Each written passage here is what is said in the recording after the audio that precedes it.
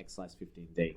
Okay, so 15C, they introduce you to what they call precedence tables and activity networks. Okay, now how does this work? We use precedence tables for things that need what we call scheduling. So for example, if you are my kitchen renovations required a scheduling process. So I can't get the electrician in until they've demolished my kitchen. Okay, so the person that comes in to demolish it may take 3 days. That means the electrician cannot start any earlier until after 3 days, right? Once the electrician comes in, then the plumber also comes in as well because they work together, so they can both start at the same time. What we have here is scheduling. Okay, there's a sort of set of things that needs to be done, but one cannot be done without the other one doing first. So you can think of it like cooking or baking. You can't you can't put on raspberries onto your flour until you've cooked your cake, right? So you have to you got your flour, you got to put in some milk, put some eggs, you got to mix it first, and then you got to make sure the consistency is fine before you put it into a container and then you start putting it in the oven, right? So the oven then takes a certain amount of time. See ya, Ethan.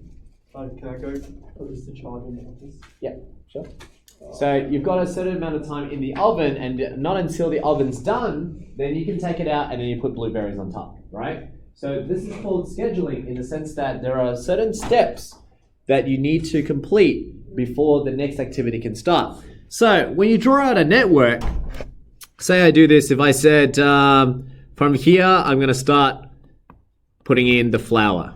Okay, so I mix the flour. It may take me 5 minutes. Okay, flour with eggs and all that. After I've done that, that's when I can put into the oven. But when I put into the oven, I need to wait, say, 1 hour of baking. Okay, so there's 1 hour of baking, that's 5 minutes, so maybe we need to change the unit so that's all the same. But the idea is that you can't start the oven until the flour and the eggs have been sorted, right? After you got the oven in, say you want to do any decorations, you can put a blueberry in. So say you might say put a blueberry, or you might say put strawberries, right? Both of which doesn't matter. The point is that whatever time, say strawberries take maybe 6 minutes to put on and putting blueberries takes 2 minutes, right? You then may want to then put it onto a plate. So you might say putting onto a plate and serving it takes you maybe 3 minutes. Okay, so it doesn't matter which one you do, whether it's 2 for the blueberries and then you come back to P, or whether so strawberries take 6 minutes and you go back to P. Doesn't matter, but the point is that's how long it will take for you to cook this. We call this an activity network. That's what this is. So we've got an activity network. Putting this into a table is what we call a precedence table. So to organize that information to see what you have, and your skill in 15C is to sketch out an activity network or from a precedence table, or you're given this network and you're meant to write out the precedence table. Okay, so it goes back and forth. So the idea is getting familiar with precedence tables, and the reason why you need to is because in the next exercise, you can only do them understanding what a precedence table is. So this is a precedence table with the weights in it as well. In exercise 15C, they don't have the weights. You only have just the vertices, and then you have the connections to them, right? So I'm going to teach you how to read the precedence tables. How does it work? Very simple idea. So you've got an activity network, and here's a precedence table as an example, okay? When they give you the activity, notice all the vertices are labeled once. So you got A to H. So I know in this particular network, I've got vertices A, B, C, D, E, F, G, all the way to H. Sorry, not vertices, edges. Okay, so the edges is the pathway. Now, when they say immediate predecessors, what do they mean by that? That's literally what is the thing that you have to do beforehand. So what is connected to that? So here we can see that for point A, there is no connection to A. A is just on itself. So it means as soon as I start, I can imagine that there's a route that starts off with A. Okay, notice there's no weights, so I don't know how long it takes. I don't know how much it costs. All I know, there is an edge with A. Then notice that for B, so edge B has a linkage to A. Meaning that after you complete A is the predecessor for B, or its immediate predecessor. So that means B can now look like this. So B does not occur, or B at least doesn't start, so this is the starting point. B does not start until you've completed A.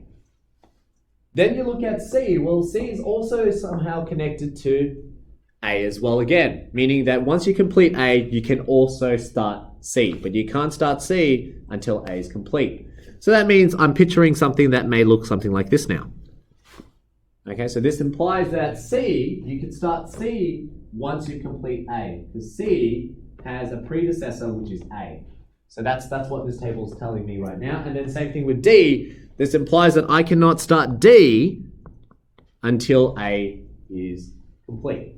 Okay, so starting from A and I finish at A, now I have the option of starting B, C, or D. That's what that table is telling me. Next part tells me that there is an edge E that connects to B. So if I have a look at edge B, B is the predecessor for E. So that means once I complete B, I can now then connect that with E.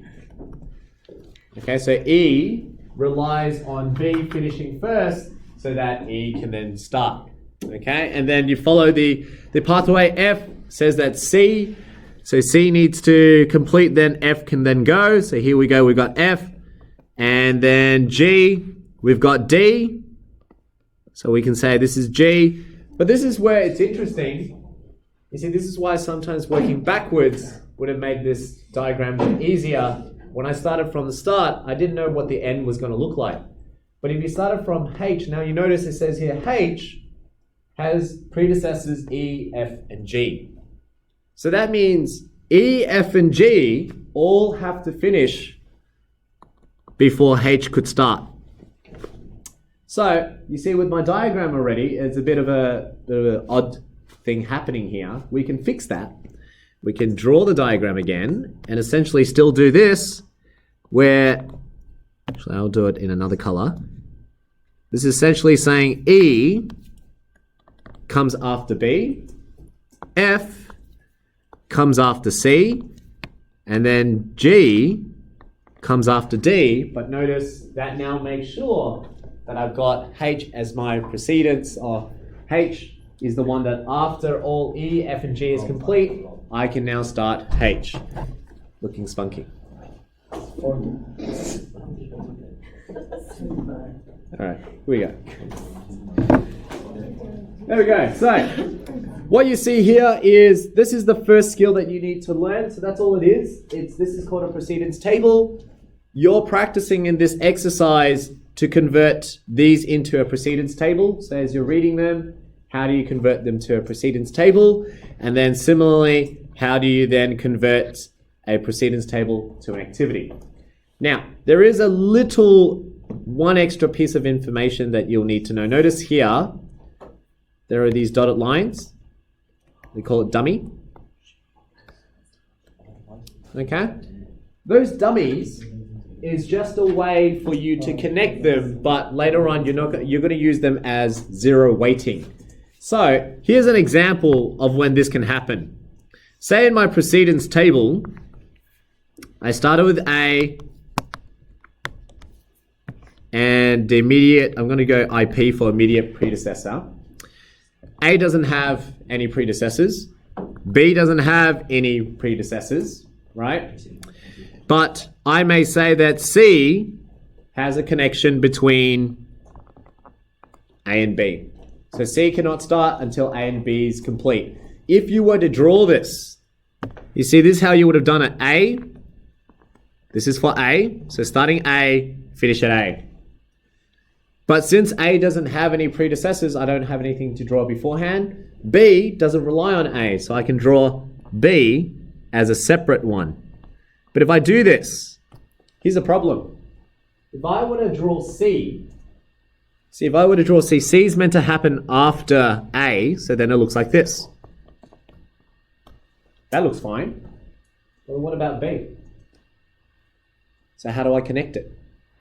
Okay, so this is what we call a dummy, where we say, and it doesn't matter which way you do it. You could start off C here, but then you draw the dummy this way. Okay, but we're trying to say that once you finish B, you need to then start C. C cannot start until B is complete. So we do a dummy using dotted lines and we draw the arrow that way. To say that when you look at this diagram, you can see then that means after you complete B, C can only start until B is complete and A needs to be completed for C to continue. That's what that section's saying. Okay, so this is exercise 15C. I'm going to give you a bit of time to practice some of the questions, but that's all it is. That's all you're trying to do, and you're going to need to understand how to read this so that I can teach you the next part. Okay, so next part, I'm going to walk around just to make sure you know how to draw your precedence tables. Next part is where it's tricky. You've got earlier starting time, later starting time, float time, critical pathways. It's quite a bit of a... At first, when we go through it, it will feel very straightforward, but as you're doing the questions, it gets confusing. LST versus EST gets really tricky, but you need to start off by knowing how to read a precedence table. Okay, so start off with 15C, very straightforward. Pick out a couple of questions, check the answers. Are you following? Are you able to transfer this into a precedence table? And from a precedence table, can you then sketch out an activity network? That's the goal. Some of the new terms I've shown you, a dummy. So there's a dummy network, okay, a dummy activity. Cool? I'm going to stop the video there. That's 11 minutes there, but have a go with exercise 15C.